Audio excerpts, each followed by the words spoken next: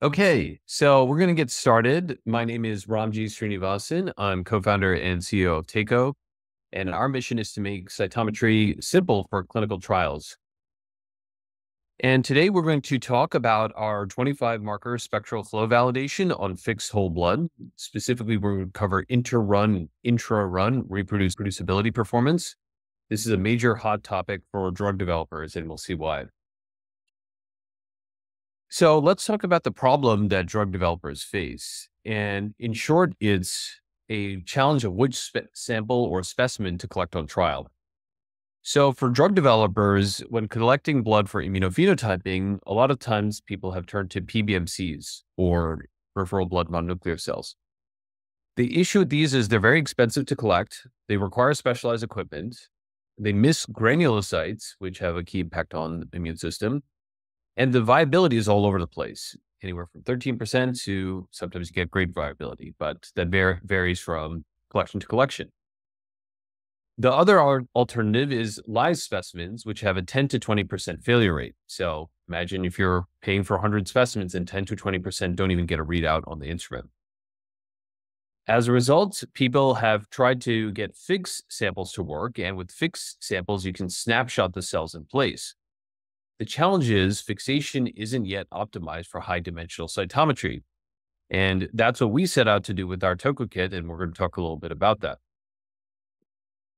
So why fix blood at all instead of running fresh? So what does snapshotting achieve? The first is this 10 to 20% reduction in failure rate through the centralization of flow analysis. You don't need a physical site in every geography from Edinburgh to South Africa to Japan, etc. Second is you can batch samples. So you can store a set of samples until a whole set, i.e. all the time points from a patient are complete. And third is you can reduce your committed processing costs and expand your analysis window. So if you don't know which samples to analyze, no sweat, just store the samples at -80 until you're ready to decide which samples to analyze. So you can actually bring down your fees because you don't have to run every sample off the machine. So let's talk about our method for this experiment. First, we use our TokuKit collection process. And if you are interested in TokuKit, you can check it out at teiko.com. First thing is you just draw into a green top or purple top tube. So you invert that 10 times, it's 4 ml. From this tube, you take 2 mLs of blood and put this into buffer 1. Buffer 1, you invert 10 times and then keep that stable for 15 minutes, all at room temperature. And then you take this entire concoction, take 2 mLs out of that and put this into buffer 2, invert that 10 times. And then you can store on -80, or basically ship to us on dry ice, and we can store at -80, stable for up to 24 months. So this is the collection process that we followed. Here's the spectral marker panel. So we did 25 markers, everything from CD66B all the way down to gamma delta TCR, and you can see the fluorophores listed here. This panel allowed us to look at 136 immune subtypes across 36 cell populations and 6 functional markers. So you can see over here, starting at leukocyte, going all the way down to, say, CD4 T naive, CD8 TEMRA, type 1 conventional dendritic cells. And this little dot over here, this little number is the number of functional markers we looked at in that particular cell type. So for example, PD1, we looked at T cell, B cell, NK cell monocyte, and dendritic cells. Okay. Then we had TokuKit and the panel meet. So we have fixed whole blood from 3 healthy human donors. So here are the 3 healthy human donors over here. We did our fixation at Teiko, and then we ran samples on a 25 marker Aurora spectral flow panel.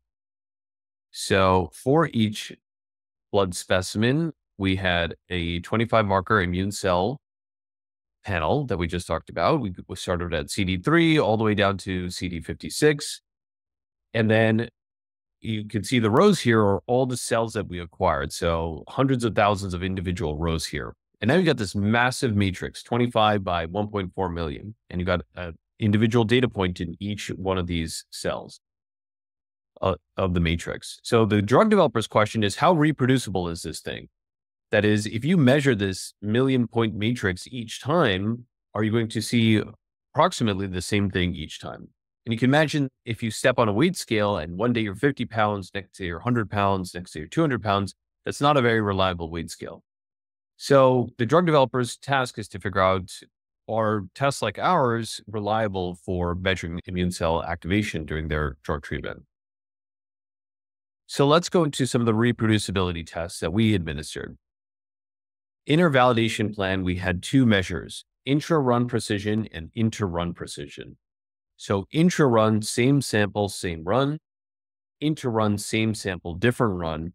And the criteria is a coefficient of variation less than or equal to 20% or greater than 95% of populations. All coefficient of variation means is standard deviation divided by mean. So the higher the number this is, the worse, the lower the better, because it doesn't vary that much. And we looked at 32 populations per donor in these. Let's go to intra-run. Intra-run is taking the same sample, aliquoting it out, and running these all, basically doing the fixation, running these all through the cytometer, acquiring the data, and comparing the same sample, same run, probably the most basic of tests. And for this, we found great CVs here, 4.76 across all three donors. So if you look over here on the x-axis, this is the median size of populations. And the y-axis is the percent CV of percent of non-granulocytes. So higher numbers over here. The red marker here is the CV cutoff, 20%. And these individual dots correspond to the different population lineages. So this first one is the first donor, second donor, third donor, and so on. Okay, that's the first part of the validation plan. Intra-run precision, same sample, same run, 4.76% readout versus our 20% acceptance criteria. So 100% of populations were below criteria. Now let's turn to inter-run. So same sample, different days, different operators. So if you take the same sample, aliquot, and you have different people run the panel, and then you compare the results, that's what the inter-run analysis helps you identify. So again, trying to find different sources of variability. So here, the average CV across all three donors was 6.89%. So if you look again, similar dynamic as we saw before, x-axis is the median size of population, y-axis is the percent CV of the percent of non-granulocytes. And these are all the individual cell types over here from donor 1, donor 2, donor 3. So this is inter-run precision by cell population size. So now we can see the validation results. Intra-run precision and intra-run precision and inter-run precision. CV of 20% acceptance criteria, we notched low single digits, 4.76 and 6.89% respectively. So we consider both of these to be pass in terms of criteria. The other question that we're not going to give a full treatment to is that, is this test comparable to fresh blood? So we have covered that in our previous webinar, which we'll link to as well.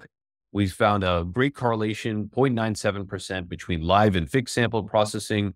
This is across all the different immune cell types over here. You can see the x-axis is fresh, the y-axis is fixed. So that's also a great correlation that we're seeing between live and fixed sample processing. And so to sum up, again, the rationale here is why fix blood instead of running fresh is you get this massive reduction in failure rate, 10 to 20-fold reduction potentially. You don't need a physical lab. You don't have all the intersite variability. You can batch all the samples. You can store everything until all time points from a single patient are complete. And then you can dramatically reduce your committed processing costs. You don't need to commit to processing all the samples right off the bat.